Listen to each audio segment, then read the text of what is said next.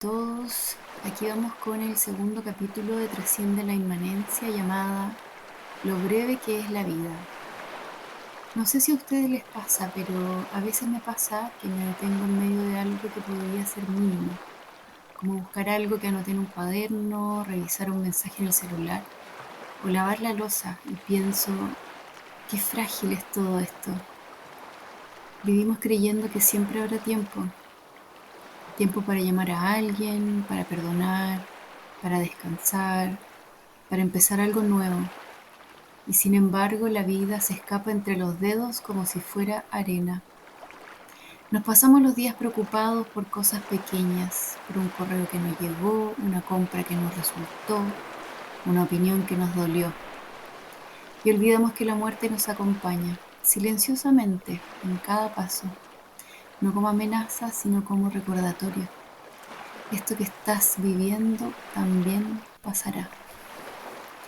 Quizás si pudiéramos recordar más seguido lo corta que es la vida, nos enojaríamos menos, nos reiríamos más y abrazaríamos más fuerte. Nadie sabe cuántas veces más verá el amanecer, cuántas veces más escuchará su canción favorita o dirá te quiero. Y eso, lejos de asustar, puede ser una oportunidad, un despertar. Porque saber que todo es finito nos hace vivir más despiertos, más presentes, más humanos. Cuando uno comienza a contemplar la fugacidad de la vida, no desde el miedo, sino desde la curiosidad, aparece una pregunta tan antigua como el mundo. ¿Qué ocurre en la conciencia cuando nos recordamos que somos mortales? Esa pregunta no solo ha acompañado a los filósofos y a los poetas, sino también a los científicos. Aquí les cuento. En 2019, investigadores de la Universidad de Stanford y de Toronto propusieron comprender precisamente eso, cómo la percepción del tiempo cambia cuando una persona se enfrenta al pensamiento de su propia muerte. Llamaron a su estudio The Paradox of Mortality Silence, la paradoja de lo prominente de la mortalidad. Invitaron a dos grupos de personas. A uno le pidieron imaginar el momento de su muerte y escribir cómo sería, qué sentirían, qué pensamientos vendrían a su mente. Al otro grupo le pidieron pensar en algo cotidiano, como ir al supermercado o lavar la loza.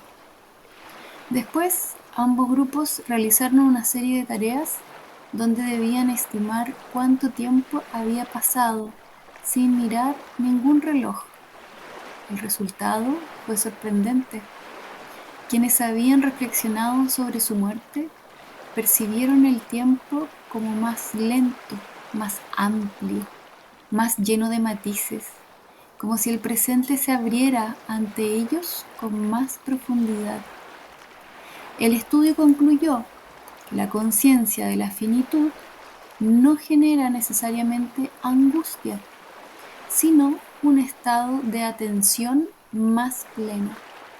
El tiempo, dijeron los investigadores, se ensancha, entre comillas, cuando el ser humano acepta su impermanencia. Y tal vez eso es lo que tantas tradiciones espirituales han enseñado desde hace siglos, con un lenguaje distinto, claro, pero una misma experiencia. Los budistas lo llaman Marananusati, la contemplación de la muerte, una práctica que busca claridad. En ella se comprende que al recordar que morimos, aprendemos a vivir.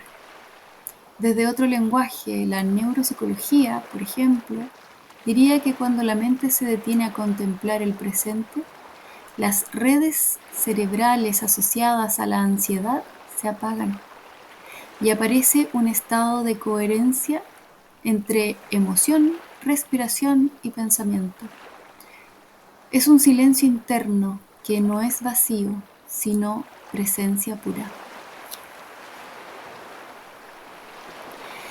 Quizás Vivir sabiendo que la vida es breve no nos vuelve más graves, sino más auténticos, porque en esa conciencia se disuelve la exigencia de tener más o de ser alguien ideal, y aparece la gratitud auténtica de estar vivos. Humberto Maturana, biólogo, filósofo y escritor chileno, Premio Nacional de Ciencias de 1994, que trabajó en el Instituto Tecnológico de Massachusetts, decía que la vida se sostiene en redes de amor, que cada ser existe solo porque otros estuvieron antes y lo sostienen. Y si comprendemos la brevedad de la existencia, entonces cuidar, escuchar, mirar con ternura, deja de ser un deber moral para convertirse en una consecuencia natural del entendimiento. La biología lo explica como autopoiesis. La vida crea vida en un movimiento constante de relación. Y en esa trama, cada gesto importa. Así que te invito a una pequeña práctica. No es una meditación formal, sino una pausa para habitar el momento presente. Entonces, te pido que cierres los ojos, te pongas bien cómoda, cómodo en el lugar donde estés. Y respira profundo, sin forzar. Siente el aire al entrar, al salir. Y ahora imagina por un momento que este es tu último minuto de vida. No desde cuándo crees que sucederá, sino desde la lucidez que tienes en este momento, tal cual estás ahora. Es decir, la muerte es inminente para ti.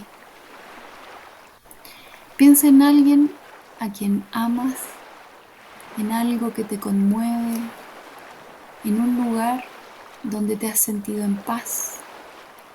Deja que esa imagen se asiente en tu pecho.